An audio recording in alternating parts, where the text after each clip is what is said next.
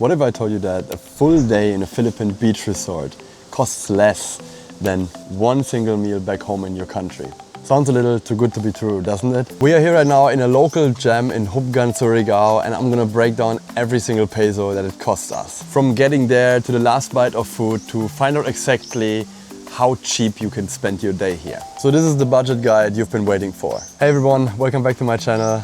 Today's mission is all about transparency on traveling around here and spending your time and money here wisely. We've passed here a week ago and saw this and stayed here for some time, and I really enjoyed it, and this is one of those spots that is beautiful without being a tourist trap.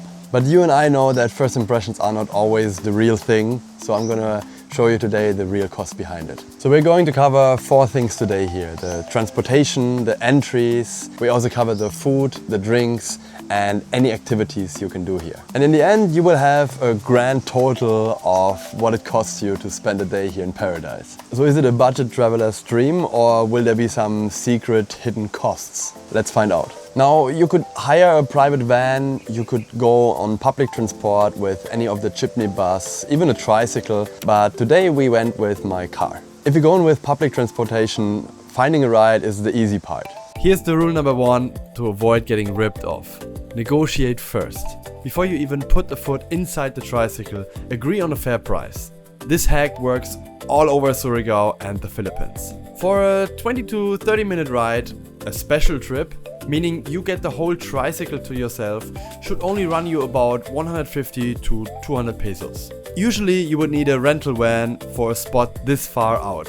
But if you pick a closer destination, then the tricycle is the ultimate budget hack. So the first expense on the board is 150 to 200 peso if you go with the public transport. Or if you go with your own car, you can also estimate around 100 to 150 peso roundabout for gasoline. So if you go back and forth with the transportation, that will be roundabout 250 to 300 peso, maybe 400 peso, depending on your negotiation skills. And just like that, our first category is locked in. So after the ride, you arrive here in the resort and you've made it. The entrance to the resort is pretty low-key. It's just a gate with a sign on it, a sign on the wall, and some palm tree designs. So that gives me already non-tourist trap vibes. As you walk to the gate there, you can see clearly and transparent all the prices, and it will surprise you what it costs for spending your time here per head or per day. I always love when it's transparent and you can see the prices and you can compare it to others, or you just know upfront what you can estimate.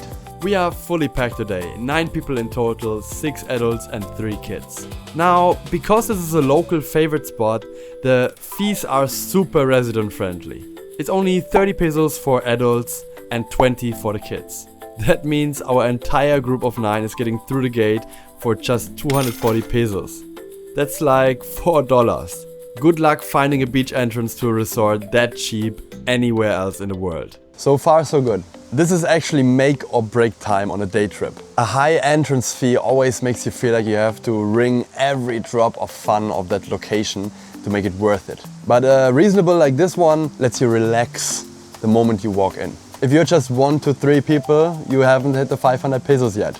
And the ride and entry is covered. Once you're inside, you need to make the next big decision, where to set up your home base. You could just throw a towel on the stones or just enjoy here laying on the beach. And a lot of people do that. But if you stay here the whole day, having a place where you can put your things, eat, or just go into shade and stay out of the sun is a real big game changer. And that means renting a table or a cottage. This place here has a few options. You have small tables here which don't have really a nice protection against the sun. You have a little shade from the sun under the trees, but that's it. This is recommended for smaller groups or people who have like less expectation. Then we have the medium-sized cottages. So you basically have a roof, you have a table, you have a bench.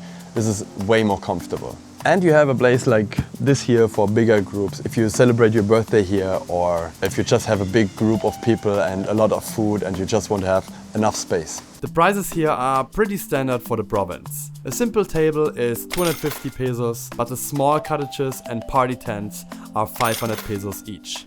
But check this out. You can rent a duyan, that's Bisaya for hammock, for just 100 pesos. We grabbed the table under the palm trees and brought our duyan from home, so everyone has a spot to kick back. Honestly, a duyan is essential. Okay, quick cost check. We have our rides, our entry, and we have a cottage locked in. And I would say the numbers are looking very good. If you're finding this video helpful in planning your own trip to Surigao and you want more guides like this, then you could do me a huge favor by hitting subscribe and like. It's free and it helps me a lot in making more of those videos for you. And that way you can also travel smarter. Thanks for the support. And now let's get back to the best part of the day, at least for most Filipinos, the food.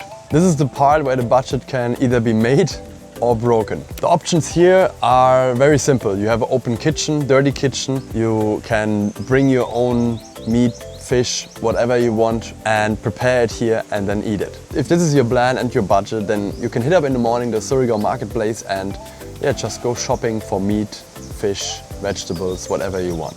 Another really good option are carinderias, eateries. You can find everywhere here, especially around the noon time. You can smell the food, you can see the displays. You can just buy it for a really cheap price and it's super yummy.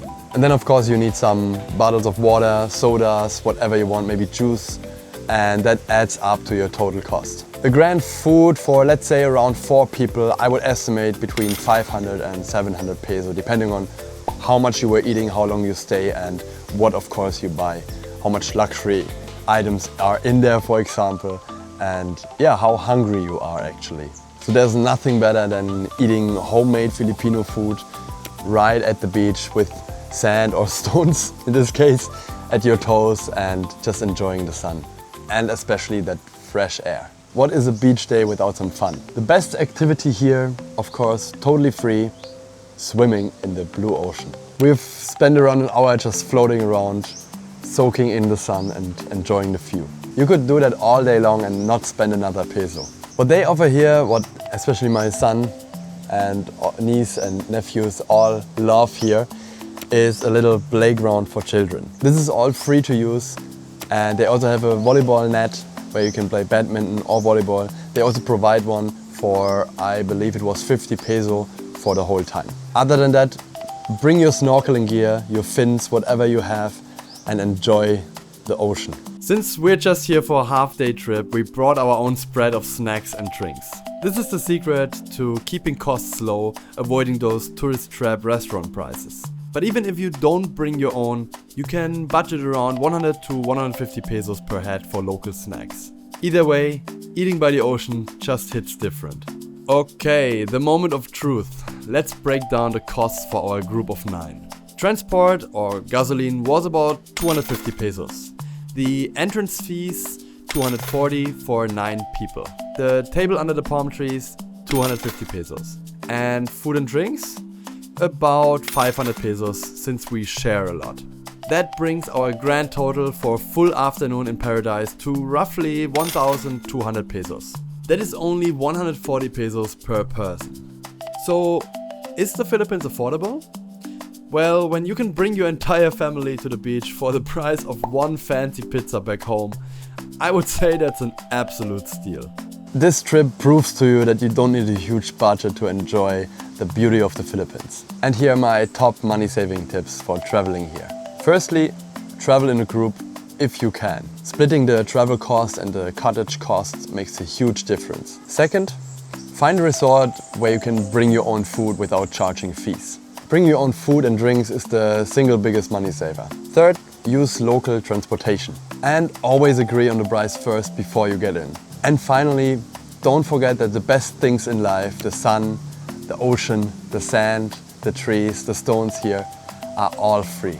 I really hope this breakdown was helpful to you and it helps you to explore more spots like this one here in Surigao area. What's the best budget trip that you've ever taken? Let me know in the comments. I want to hear your stories and tips and tricks. If you enjoyed this guide, please leave a thumbs up and subscribe to this channel for more adventures here in the Philippines. Check out the end screen here for more videos on my channel all around the Philippines and my life here. Thank you for coming along on this mission with me. Until next time, travel safe, travel smart and keep chasing paradise.